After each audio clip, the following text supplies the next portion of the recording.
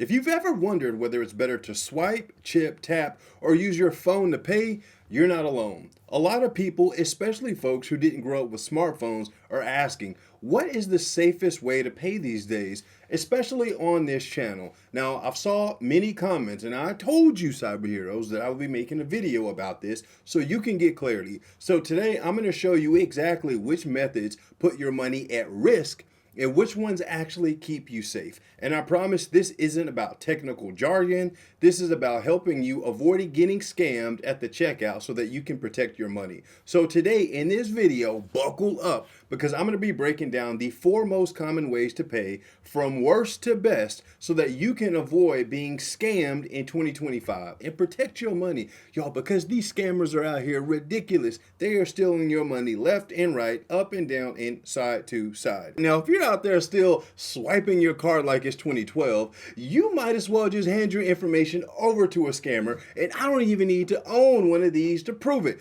Just look at this. That $100 device just pulled the card number, the expiration date, everything from a simple swipe.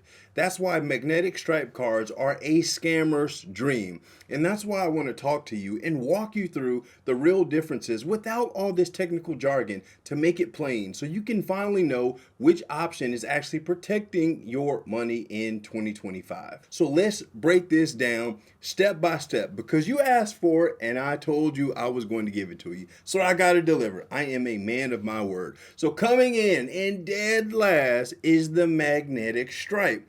That old school swipe is basically like your card's diary. It spills the tea. I'm talking about everything. When you swipe, you're sharing your static card number, your expiration date, and sometimes your name, all in plain text, which means it's not encrypted, which means it's easy to read and duplicate. And that's why card skimmers at gas pumps and ATMs, scammers love these. Now, I've made plenty of videos about these things, so you would know that this is pretty bad. So the final verdict of this one is swiping is obsolete and unsafe. It is absolutely one of the most horrendous ways to protect your money. Now, just in case you don't know what I'm talking about, when I'm talking about the magnetic stripe, it is this little black portion right here that is on the back of your card. It contains static information. Static means it does not change. Therefore, the number that is created on the front of this card, all this information is stored in this little strip right here, and this is how scammers are actually able to take the data from those skimming devices and actually recreate a physical copy of your card and use it like they are you. Interesting thing enough that these cards actually do not contain the PIN. This is why scammers are typically going to watch you or record you into your PIN information so that they can now reproduce your card. One subscriber asked, "Hey boy, is it possible for the scammers to drain my bank account if they don't get my PIN?" The answer to that is absolutely yes.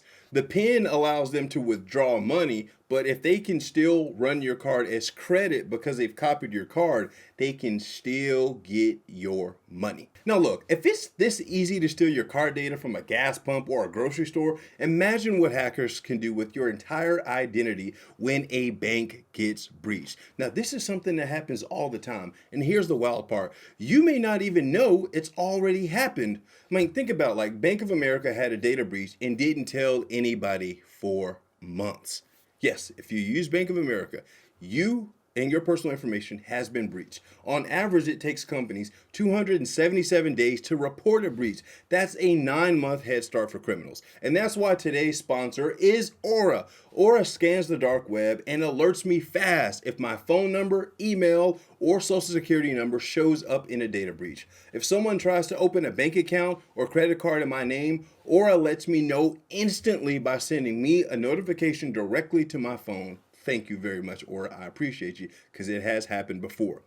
And it covers me with up to $5 million in identity theft insurance. You can try Aura completely free for 14 days at aura.com/Boyd Clues. Hit the link in the description or scan the QR code because free credit monitoring after the fact, after your data's been stolen, that's like installing security cameras after your house got robbed. Now tell me, what sense does that make? None. You're right. All right, coming in next on the list is the good old chip. It's way more secure than swiping because it generates a unique code every time you use it. Now, before you go off thinking, this is great, this is perfect, there is a catch. It still exposes you to malware and compromised readers at ATMs and checkouts, and not to mention, it is so slow. You've seen it before. Insert your card, and what do? Wait. But the verdict on this one, it's much better to actually put the chip in than it is to actually swipe the card. By the way, let me know in the comments, what is your go-to card? What's your favorite? Mine is actually the Amex and the Chase Sapphire. These cards have some amazing rewards and cash back. These are my favorite. What about you? Let me know in the chat. All right, cyber heroes, moving on to one of my favorite or more preferred payment methods. It's going to be the NFC, which stands for Near Field Communications, or you may call it the tap to pay. Your card and reader actually do a little encrypted handshake. It still uses your chip, but it sends a one-time cryptogram that's basically useless if intercepted. And because you never insert into a card reader, there's no risk of card readers being tampered with physically. So the skimmers out there specifically don't really take advantage of a card like this. It's quick, it's encrypted, and it's very difficult to tamper it. Now, I said difficult. I did not say impossible. Now, this is the moment that you have been waiting for. What is at the top? My favorite. Mobile payments. Apple Pay, Google Pay, they don't even use your real card number at checkout. They generate a virtual token and it changes after every single transaction. So even if someone could intercept that signal, it would be completely useless. Plus, mobile wallets require biometrics to unlock, meaning a fingerprint or maybe your face or at least a code. And if your phone is lost or stolen, you can disable it remotely. It's like having multi-factor authentication for your wallet. So the verdict for this one, mobile payment in today's world is the safest way to pay. So here's some tips for you. Number one, if you have to use a card, never swipe it. Number two, use tap or mobile payments whenever possible. And number three, if you're shopping at a place that doesn't offer the mobile or tap option, run your debit card as credit. This way you actually have fraud protection and you prevent someone from getting access to your PIN. And number four, lock down your cards with real-time alerts from your bank. You never know because scammers will typically hit your card for like 99 cents to see if it's active, and then they will obliterate your bank account. I've seen it. By the way, if y'all are interested in seeing how that works, let me know. I'll create a video about it. It is absolutely wild. Now, cyber heroes, this is 2025 and you shouldn't be paying like it's 2005.